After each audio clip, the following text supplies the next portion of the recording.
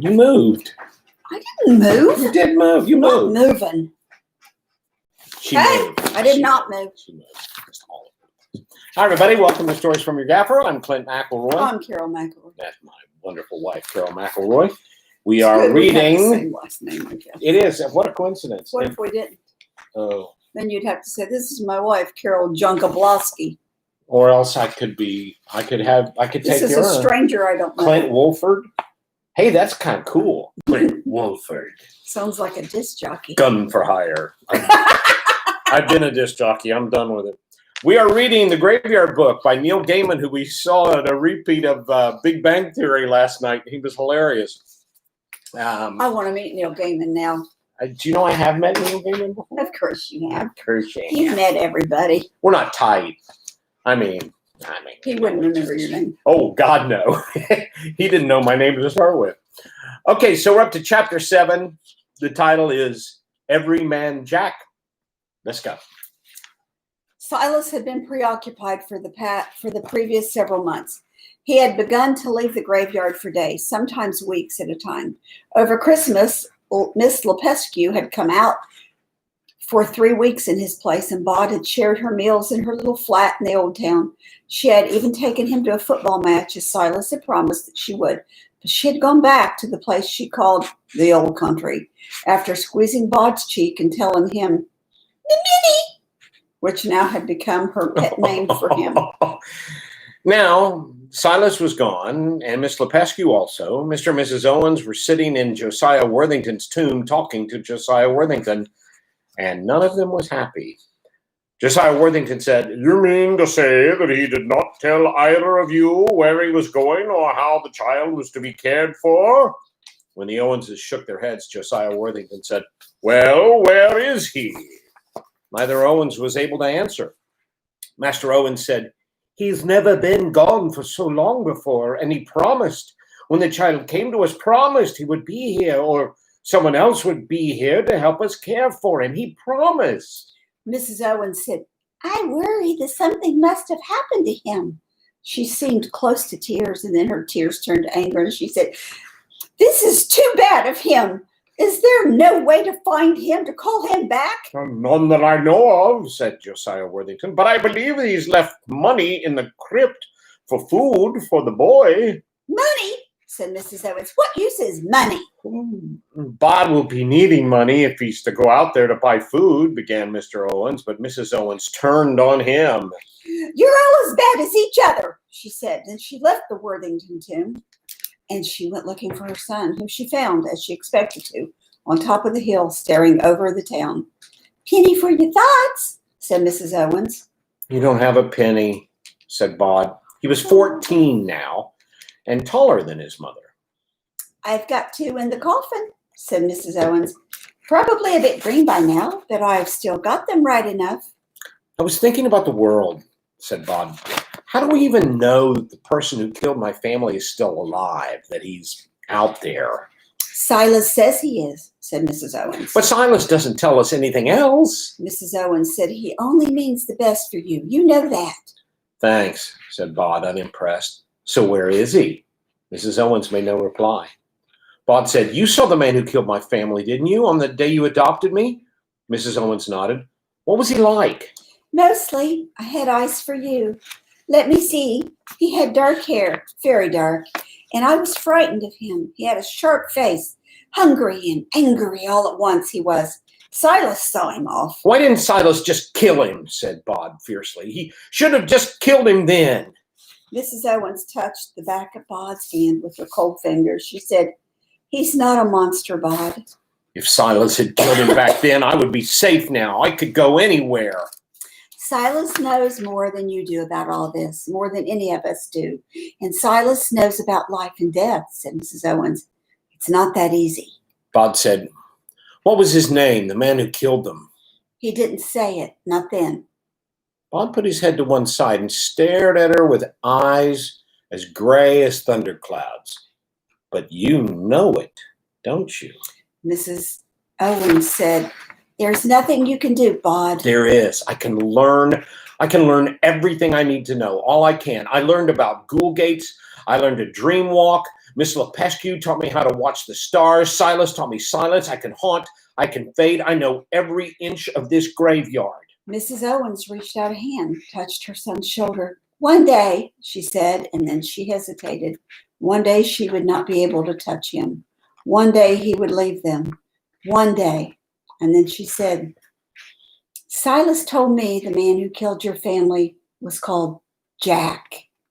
Bob said nothing. Then he nodded. Mother? What is it, son? When will Silas come back? The midnight wind was cold, and it came from the north. Mrs. Owens was no longer angry. She feared for her son. She said only, I wish I knew, my darling boy. I wish I knew. Scarlett Amber Perkins was 15, and at that moment, sitting on the upper deck of the elderly bus, she was a mass of angry hate. She hated her parents for splitting up. She hated her mother for moving away from Scotland, hated her father because he didn't seem to care that she had gone. She hated this town for being so different, nothing like Glasgow where she had grown up.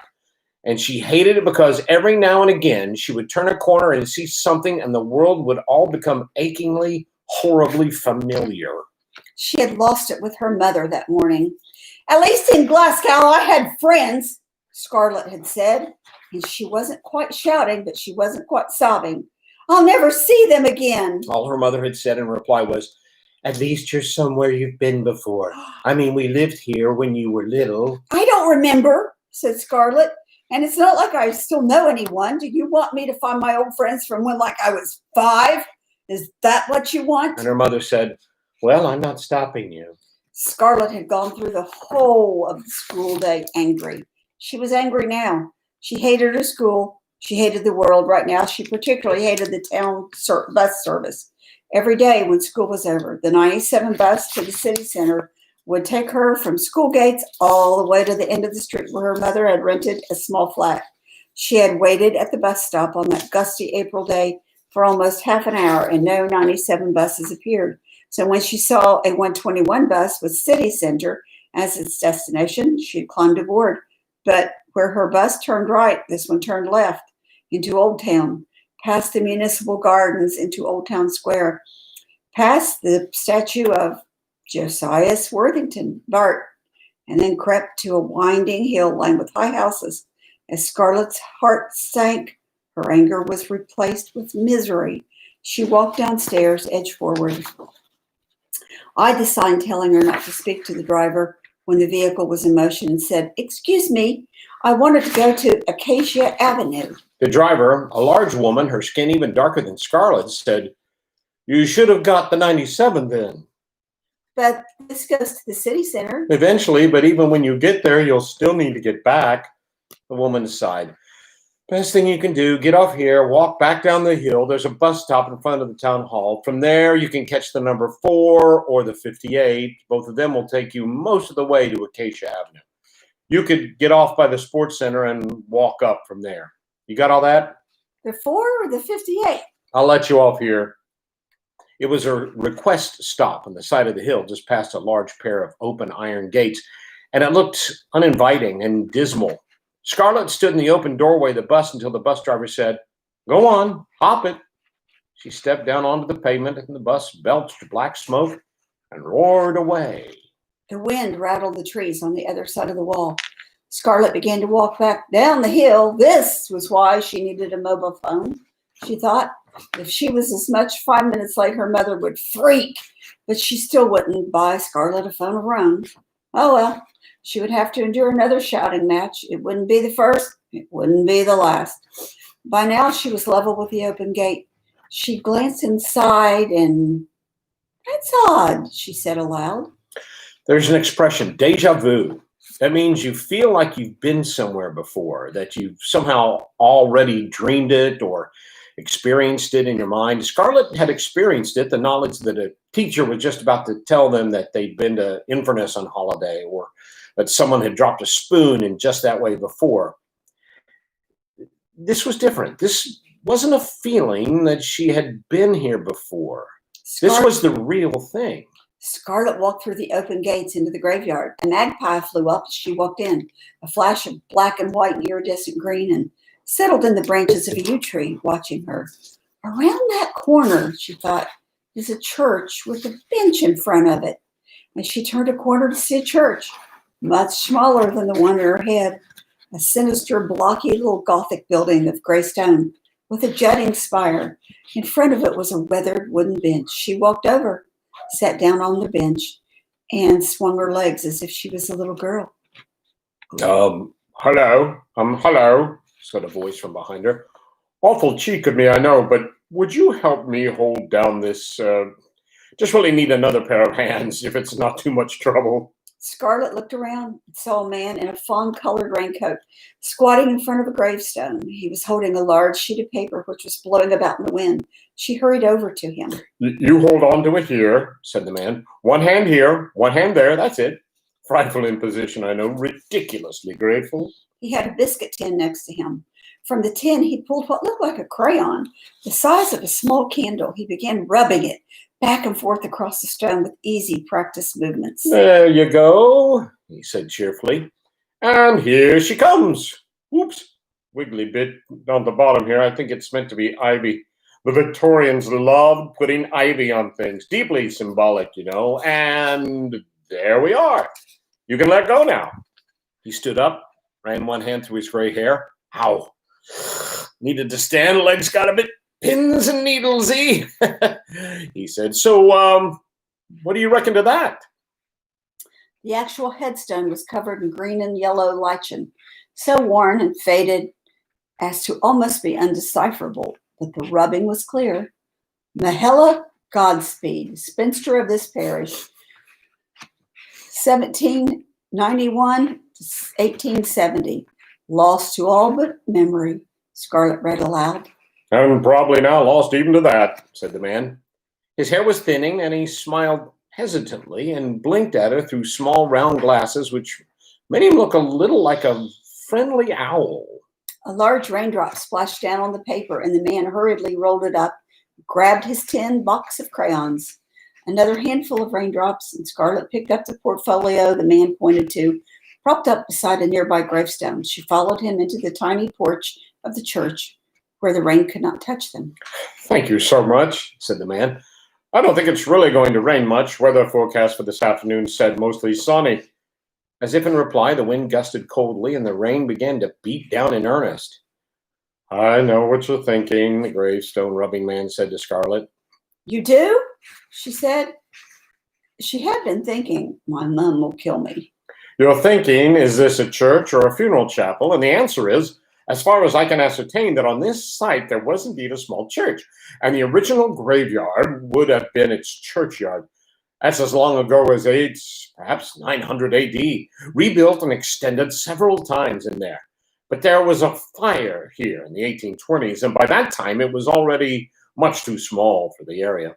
People around here were using St. Dunstan's in the village square as their parish church, so when they came to rebuild here, they made it a funeral chapel, keeping many of its original features. The stained glass windows in the far wall are said to be original. Actually, said Scarlett, I was thinking my mom is going to kill me. I've got the wrong bus, and I'm already so late home. Oh, good Lord, you poor thing, said the man.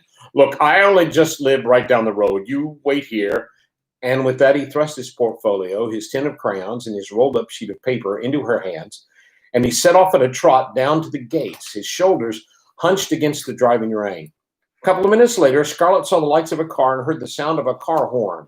Scarlett ran down to the gates where she could see the car, an elderly green Mini. The man she had been talking to was in the driver's seat. He wound down his window. Come on, he said. Where exactly am I taking you? Scarlett stood there, the rain running down her cheek and her neck. I don't take rides from strangers, she said. You're quite right, too, said the man. But one good turn deserves, and you know all that. Here, put the stuff in the back before it gets soaked.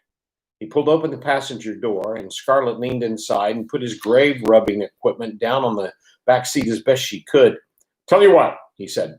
Why don't you phone your mother? You can use my phone. Tell her my car's number plate. You can do it from inside the car. You're getting soaked out there. Scarlett hesitated. Rain was beginning to plaster her hair down. It was cold. The man reached over, handed her his mobile phone. Scarlett looked at it. She realized she was more afraid of calling her mother than she was afraid of getting in the car. She said, I should call the police too, shouldn't I? Well, you certainly can, yes, or you can walk home, or you can just call your mother and ask her to come pick you up. Scarlett got into the passenger seat, closed the door. She kept holding the man's phone. "Where do you live?" the man asked. You really don't have to. I mean, you could just take me to the bus stop. "I'll take you home." "Address?" 102A Acacia Avenue. It's off the main road, a wee bit past the big sports center. "You are out of your way, aren't you?" "Right, let's get you home." He took off the handbrake, swung the car around, and drove down the hill. "Been living here long?" he said. Not really. We moved here just after Christmas. I lived here when I was 5, though. "Is that a brogue I detect in your accent?" We've been living in Scotland for 10 years. There, I sounded like everyone else, and then I came down here. Now I stick out like a sore thumb. She had wanted it to sound like a joke, but it was true, and she could hear it as she said it. Not funny, just bitter. The man drove to Acacia Avenue, parked in front of the house, then insisted on coming up to the front door with her. When the door was opened, he said, "Frightfully sorry. I took the liberty of bringing your daughter back to you. Obviously, you taught her well. Shouldn't accept rides from strangers. But, well, it was raining. She took the wrong bus, wound up on the other side of town. Bit of a mess all around, really. Say you can find it in your heart to forgive. Forgive her and me." Scarlett expected her mother to shout at both of them and was surprised and relieved when her mother only said, "Well, you can't be too careful these days, and was Mr. A teacher, and would he like a cup of tea?" Mr. Said his name was Frost, but she should call him Jay, and Mrs. Perkins smiled and said he should call her Nuna, and she put the kettle on. Over tea, Scarlett told her mother the story of her wrong bus adventure and how she had found herself at the graveyard and how she met Mr. Frost by the little church. Mrs. Perkins dropped her teacup. They were sitting around the table in the kitchen, so the cup didn't fall very far, and it didn't break, just spilled tea. Mrs. Perkins apologized awkwardly and went and got a cloth from the sink to mop it up. Then she said, "The graveyard on the hill in Old Town, that one?" "I live over that way," said Mr. Frost. "Been doing a bit of grave rubbings, and, it's technically a nature preserve." Mrs. Perkins said, "I know," thin lip. Then she said, "Thank you for giving Scarlett a ride home, Mr. Frost." Each word might have been an ice cube. Then, "I think you should leave now." "I say, that's a bit much," said Frost amiably. "Didn't mean to hurt your feelings.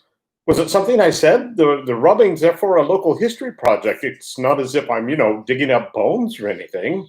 For a heartbeat, Scarlett thought her mother was going to strike Mr. Frost, who just looked worried. But Mrs. Perkins shook her head and said, "Sorry, family history. Not your fault." As if she were making a conscious effort, she said brightly, Scarlett actually used to play in that graveyard when she was little. This is all 10 years ago. She had an imaginary friend, too, a little boy called Nobody." A smile twitched at the corner of Mr. Frost's lips. "A ghostie?" "No, I don't think so. He just lived there. She even pointed out the tomb he lived in, so I suppose he was a ghost. Do you remember, love?" Scarlett shook her head. "Must have been a funny kid," she said. "I'm sure you were nothing of the, said Mr. Frost. "You're raising a fine girl here, Nuna. Well, lovely cup of tea. Always a joy to make new friends. I'll be toddling off now. Got to make myself a little dinner, and then I've got a meeting with the local history society." "You're making your own dinner?" said Mrs. Perkins. "Well, yes, making it. Well, defrosting it, really. I'm also a master of the boil in the bag, eating for one, living on my own, bit of a crusty old bachelor." Actually, in the papers, that always means gay, doesn't it? Not gay, just never met the right woman. And for a moment, he looked rather sad. Mrs. Perkins, who hated to cook, announced that she always cooked too much food at the weekend, and as she ushered Mr. Frost out into the hall, Scarlett heard him agree that he would love to come around for dinner on Saturday night. When Mrs. Perkins came back from the front hall, all she had to say to Scarlett was, "I hope you've done your homework." Interesting. What do we think about Mr. Frost? I hope it's not Jack Frost? He wouldn't be that nice, would he? I don't know. Maybe he's fooling him. I don't know. Like we said, we don't read it ahead of time, so we don't know. All right, I've got a Christmas picture to show you. of Justin, Travis, and Griffin. That was not a real fire in the background. That was a backdrop.